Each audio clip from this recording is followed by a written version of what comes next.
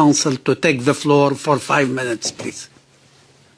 I believe we'll start with my colleague Mutassim Ali, actually, if that's all right. Yeah. Thank you, Honorable Chair, Vice Chairs, and members of the committee. This is a great opportunity, but I also notice that this opportunity seems to be manipulated now by some to misrepresent the facts.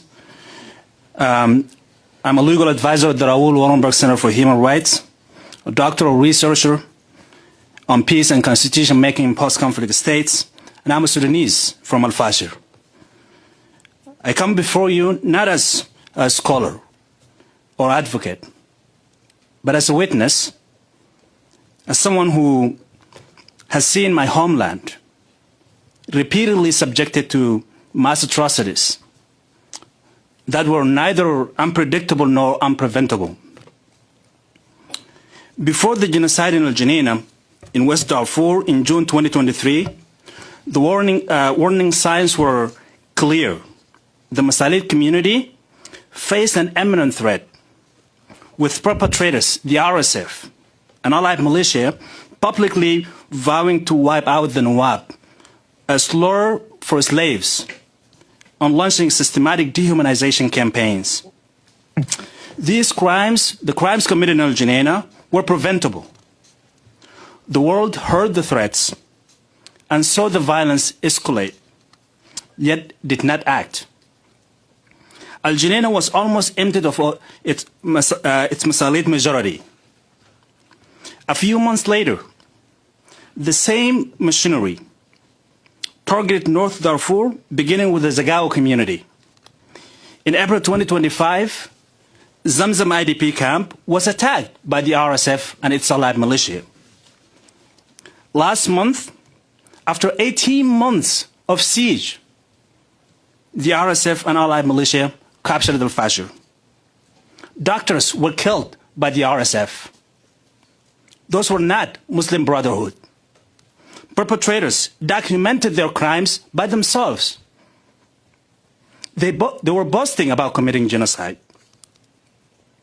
Such horrors were not spontaneous. They were financed, equipped, and politically insulated.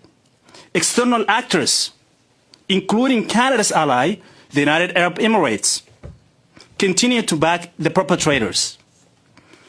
International institutions meant to protect the vulnerable are being manipulated to shield those responsible. What we have seen is not the end. Al-Fashir is part of a broader campaign. The next major community at risk is Darfur. We're still in the midst of this campaign, and it remains preventable. History has placed before us and before you a choice. The world knows and was warned. The question is whether the world and this committee will act. The victims of Darfur and Sudan are not asking for sympathy, but for protection of international law, the protection international law promises, and for accountability that justice demands. Let us not stand by as another community is marked for destruction. Thank you, and I yield the rest of my time to my colleague, Yona.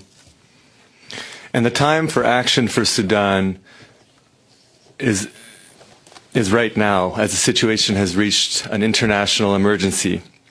Finally garnering the political will necessary to act. You now have the opportunity. So as parliamentarians, you have the power to take a host of practical measures. One, you can move the House to formally recognize RSF atrocities as genocide, a long overdue step towards justice, and more timely than ever in the wake of Al-Fashir. Anyone still calling this only a civil war is either not paying attention or is willfully covering up atrocities and an apologist for atrocities on the ground. It's genocide, and it's a war on children, as we've documented in 2 comprehensive reports, and I'm happy to elaborate later on. 2, end Canadian complicity in the genocide by stopping Canadian-made weapons from reaching the perpetrators and their enablers. There are Canadian-owned companies, for instance, sourcing RSF weapons without consequence today. This is simply a matter of enforcing our laws on the books. 3, use our sanctions regime to target the key perpetrators and their enabling entities. We'll follow up again with a list of names. 4, on the diplomatic front, push for a civilian protection mechanism. Enforce the arms embargo. And use every opportunity to confront the UAE, the United Arab Emirates, for fueling this genocidal campaign as the main backer of the RSF. 5, take legal action at the ICJ against implicated states. 6, tighten legislative and regulatory scrutiny over supply chains linked to the conflict, particularly mineral processing and the gold trade. 7, increase emergency measures, immigration measures, and raise caps. Excuse me, once again, please.